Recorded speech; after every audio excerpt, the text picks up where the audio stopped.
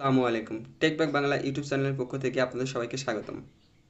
আমি আজকে আপনাদেরকে দেখাবো কিভাবে আপনারা আপনাদের হাতে থাকা অ্যান্ড্রয়েড স্মার্টফোনটি দিয়ে ওয়েবক্যাম তৈরি করতে পারেন। তো আমাদের এই লকডাউন সিচুয়েশনে এসে ওয়েবক্যাম খুবই গুরুত্বপূর্ণ একটি ভূমিকা পালন করছে। আমাদের হয়তোবা কোনো অফিসিয়াল কোনো মিটিং অ্যাটেন্ড থেকে শুরু করে যে কোনো কাজের ক্ষেত্রে ওয়েবক্যামের প্রয়োজন হচ্ছে। তো হয়তোবা আপনি কম্পিউটার কেনার সময় কিংবা ক্রয় করার সময় ওয়েবক্যামটি কেনেননি কিংবা আপনার ওয়েবক্যামটি নষ্ট হয়ে যেতে পারে।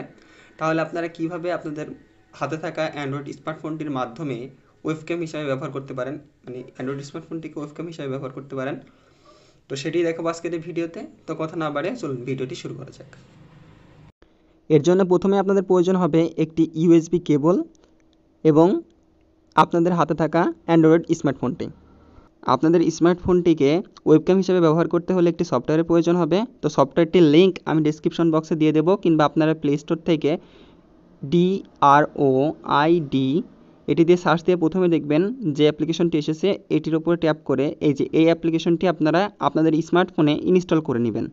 তো আমার স্মার্টফোনে যেহেতু এই অ্যাপ্লিকেশনটি ইনস্টল করা আছে, আমি এই জন্য ইনস্টল করলাম না। আপনারা জাস্ট এই অ্যাপ্লিকেশনটি প্রথমেই ইনস্টল করে নেবেন। দেন আপনারা চলে যাবেন আপনাদের পিসিতে। তো পিসিতেও আপনাদেরকে এই সফটওয়্যারটিকে ইনস্টল করতে হবে।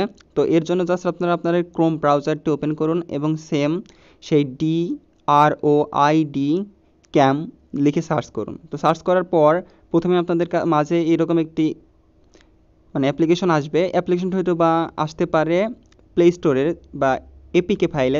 তো আপনারা জাস্ট এখানে .exe লিখে সার্চ করবেন। তারপরে যে ওয়েবসাইটটি প্রথমে আসবে সেই ওয়েবসাইটটিকে ওপেন করে এইভাবে এই সফটওয়্যারটিকে ডাউনলোড করে নেবেন। আমার যেহেতু ডাউনলোড করা আছে এই জন্য আমি ডাউনলোড করলাম না। অবশ্যই আপনারা ডাউনলোড করে ইনস্টল করে নেবেন।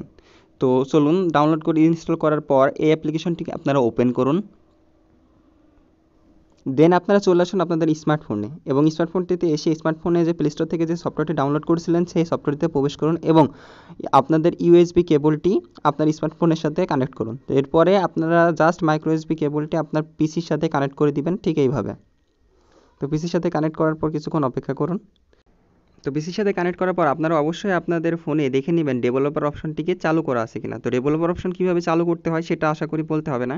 তো আপনারা জাস্ট আপনাদের সেটিং অপশনে যান, গিয়ে যদি ডেভেলপার অপশন চালু না থাকে তাহলে আপনারা লিখবেন বিল্ড লিখলে বিল্ড নাম্বারের ওপর ট্যাপ করে এখানে বিল্ড নাম্বার শো করবে। এখানে 9 বার ট্যাপ করলে আপনাদের ডেভেলপার অপশন চালু হয়ে যাবে এবং ডেভেলপার অপশনটিকে আপনারা এইভাবে সার্চ দিয়ে ডেভেলপার বলেও খুঁজে পেতে পারেন, কিংবা আপনাদের সিস্টেমে এসে ডেভেলপার অপশন অ্যাডভান্সে ট্যাপ করে ডেভেলপার অপশনে যেতে পারেন। তো ডেভেলপার অপশনে গিয়ে আপনার স্ক্রল করে নিচে আসলে দেখতে পারবেন ইউএসবি ডিবাগিং। তো অবশ্যই আপনাদের ইউএসবি ডিবাগিংটা অন করা লাগবে। অন না থাকলে এই অ্যাপ্লিকেশনটি কাজ করবে না। সো অবশ্যই আপনারা অন করে নেবেন। দেন আপনারা চলে যান আপনাদের পিসিতে। তো পিসিতে যাওয়ার পর এখানে যে এই সার্কুলার চিহ্নটি আছে ওখানে ট্যাপ করলেই দেখবেন আপনাদের মোবাইলটি নামটি শো করছে। তো মোবাইল নামটি শো করার পর জাস্ট আপনারা ভিডিওতে টিক করে দিয়ে এখানে স্টার্ট বাটনে ট্যাপ করবেন। তো স্টার্ট বাটনে ট্যাপ করার পর কিছুক্ষণ অপেক্ষা করুন। তো কিছুক্ষণ অপেক্ষা করার পর দেখতে পারবেন আপনাদের মোবাইলটিকে আপনাদের কম্পিউটার ওয়েবক্যাম হিসাবে সিলেক্ট করে নিয়েছে। তো এইভাবে আপনারা আপনাদের মোবাইলটিকে ওয়েবক্যাম হিসাবে ব্যবহার করতে পারেন। সো এর মাধ্যমে আপনারা জুম থেকে শুরু করে যে কোনো ধরনের যে কোনো অ্যাপ্লিকেশনে আপনারা আপনাদের ওয়েবক্যাম হিসাবে অ্যাপ্লিকেশনের সাথে আপনাদের এই ওয়েবক্যামটি যুক্ত করে কাজ চালিয়ে নিতে পারেন। তো ভিডিওটি ভালো লাগলে অবশ্যই একটি লাইক করবেন আর আমার চ্যানেলটি সাবস্ক্রাইব করতে পারেন। ভালো থাকেন, সুস্থ থাকেন এবং টেকব্যাক বাংলার সঙ্গেই থাকেন। আল্লাহ হাফেজ।